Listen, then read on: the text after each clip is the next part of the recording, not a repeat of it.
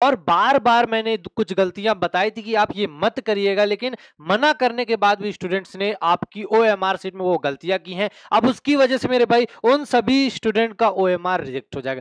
Hello student teachers, एक बार फिर से आप सभी का स्वागत है आपके अपने यूट्यूब चैनल पर जिसका नाम है ट्रेनिंग जंक्शन। जैसा कि मेरे भाई आप सभी को पता है, कल 7 जुलाई को आपका सीटेट का पेपर था और बार बार मैंने कुछ गलतियां बताई थी कि आप ये मत करिएगा, लेकिन मना करने के बाद भी स्टूडेंट्स ने आपकी ओएमआर सीट में वो गलतियां की हैं। अब उसकी वजह से मेरे भाई उन सभी स्टूडेंट का ओएमआर रिजेक्ट हो जाएगा। मेरे भाई वीडियो में लास्ट तक बने रहेगा कि कहीं आपने भी तो वो गलतियां नहीं की है, और कहीं अगर आप अगली बार कभी भी कोई ऑफलाइन एग्जाम देने जा रहे हैं तो कम से कम इन बातों का ध्यान रखें ताकि आपका ओएमआर रिजेक्ट ना होने पाए। तो मेरे भाई यहां पे क्या हुआ है, कई दोस्तों का कमेंट आया, बोल रहे हैं सर कि मैंने गलती से क्या था, जैसे मान लो 5 6 है तो 5 आपका 6 यहां पे, लेकिन इनसे क्या हुआ, ये जो 5 है ना, इन्होंने इस पे 5 और इस वाले पे 6 भर दिया, उल्टा कर दिया। अब उसके बाद इन्होंने क्या किया, यहां पे भैया जी ने क्या किया, आपका व्हाइटनर लगाया और कुछ बता रहे थे सर कि हमने कुछ भी ब्लेड या जो भी मिला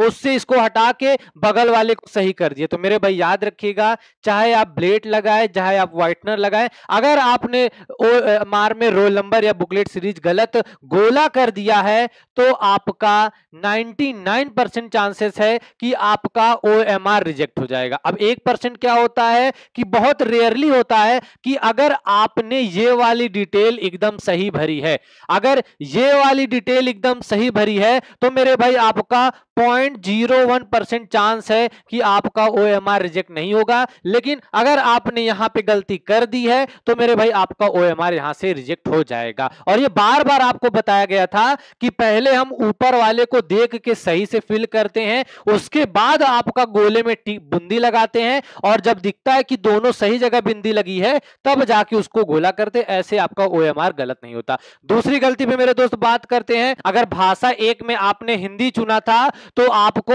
जो आपका पहला पेपर था, पेपर में पहला भाग था, उसमें आपका हिंदी 1 और मेरे दोस्त आपका इंग्लिश आपका 1 करके दिया था, जिसमें से जिन्होंने आपका पहली भाषा में हिंदी सेलेक्ट किया था उनको हिंदी वाला सेलेक्ट करना था, उनको इस इंग्लिश 1 को सॉल्व नहीं करना था। उसके बाद मेरे भाई सेम इसी तरह आपका हिंदी आपका 2 और आपका इंग्लिश 2 आपका दिया हुआ था। अब जिन्होंने भाषा एक में हिंदी सेलेक्ट किया था वहां उनको यहां पे हिंदी 1 आपका सॉल्व करना था, और यहां से मेरे भाई उनको हिंदी 1 नहीं इंग्लिश 2 सेलेक्ट सॉल्व करना था। सेम इसी तरह अगर किसी ने भाषा एक में इंग्लिश 1 सेलेक्ट किया था तो उसको यहां से हिंदी सॉल्व नहीं करना था, इंग्लिश सॉल्व करना था, और इंग्लिश 2 से मेरे भाई उनको इंग्लिश नहीं आपका विषय 2 में आपका उनको हिंदी। सिंपल से मेरे भाई अगर आपने भाषा एक में हिंदी 1 सेलेक्ट किया था तो भाषा एक से हिंदी सेलेक्ट करना था, और भाषा 2 से आपको इंग्लिश वाला, ठीक है। और अगर भाषा एक में आपने हिंदी नहीं सेलेक्ट किया था, इंग्लिश सेलेक्ट किया था, तो भाषा एक से आपको इंग्लिश और भाषा 2 से आपको हिंदी सॉल्व करना था। ये मेरे भाई आपका करना था। लेकिन बहुत सारे लोगों का आ रहा सर कि मैंने गलती से क्या कर दिया है, मैंने आपका गलत भाषा का प्रश्न अटेम्प्ट कर लिया है, अब सर क्या होगा, कैसे सुधार होगा। तो मेरे भाई कोई सुधार नहीं होगा। अब देखो क्या होगा, आपने मान लो भाषा एक तो सही की है, भाषा 2 में आपने गलत विषय को फिल कर दिया। अब याद रखिएगा, इसमें जो 30 क्वेश्चन है ना, इसमें जितने ऐसे ऑप्शन होंगे जिसके आपके आंसर मैच कर जाएंगे गलती से, तो मेरे भाई आपका 2 से 3 नंबर या 1 नंबर मिल जाएगा, नहीं तो इसका आपका पूरा पूरा 0 हो जाएगा। और मेरे भाई ये छोटी छोटी गलतियां होती हैं, हर बार बताई जाती है, लेकिन फिर भी आप ध्यान नहीं देते हैं। और मैंने पहले बोला था अगर कोई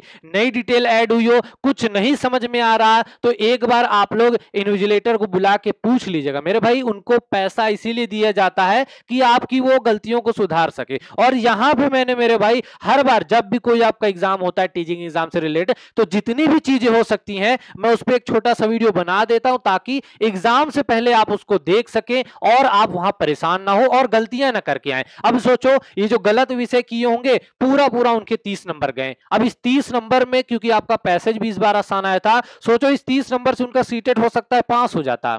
लेकिन अभी भी आप उम्मीद मत हारिएगा, अगर 120 में से अगर मान लीजिए 20 आप एससी एसटी या ओबीसी कैटेगरी के हैं, अगर आपके 82 सही हो जाते हैं तब भी आप पास हो जाएंगे। और अगर मेरे भाई आप यूआर या ईडब्ल्यूएस कैटेगरी के हैं, अगर आपके 90 नंबर बन जाते हैं तो आप पास हो जाएंगे। और हो जाता है मेरे भाई, बहुत बार ऐसा होता है, चीजें हो जाती हैं।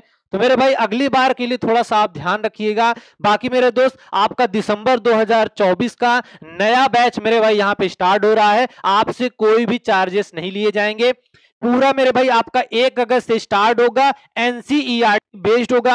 आपको हर क्लास का पीडीएफ नोट्स प्रोवाइड किया जाएगा, आपका पेपर 1 हो चाहे मेरे दोस्त आपका पेपर 2 हो। और याद रखिएगा, आपको पीडीएफ नोट्स के साथ कंप्लीट गाइडेंस भी दिया जाएगा कि पेपर की तैयारी आपको कैसे करनी है। मात्र मेरे दोस्त आपका 100 दिन का टारगेट है, 100 दिन हमारे साथ लगिए और जितनी भी चीजें बताई जाएं, बहुत ज्यादा नहीं पढ़ना होगा, लेकिन हाँ पर डे आपको 2 से 2.5 घंटा इसके लिए निकालना पड़ेगा। तो मेरे भाई आपके जितने भी मित्रगण हैं जिन्होंने सीटेट का पेपर दिया था, एक बार उनका ये वीडियो शेयर कर दीजिए। और आपके जो भी मित्रगण आपका सीटेट दिसंबर 2024 की तैयारी करना चाहते हैं, तो एक बार ये वीडियो आप उन तक पहुंचा दीजिए कि मेरे भाई 1 अगस्त से यहां से आपकी क्लासेस स्टार्ट होने वाली हैं, बिना किसी चार्ज के क्लास रहेंगी। बस 100 दिन लग जाओ और सीटेट पहली बार में पास हो जाओ। अगर मेरे भाई वीडियो अच्छी लगी तो वीडियो को लाइक करिएगा और ऐसे ही महत्वपूर्ण जानकारी समय समय पर पाने के लिए अपने चैनल ट्रेनिंग जंक्शन को जरूर सब्सक्राइब करें।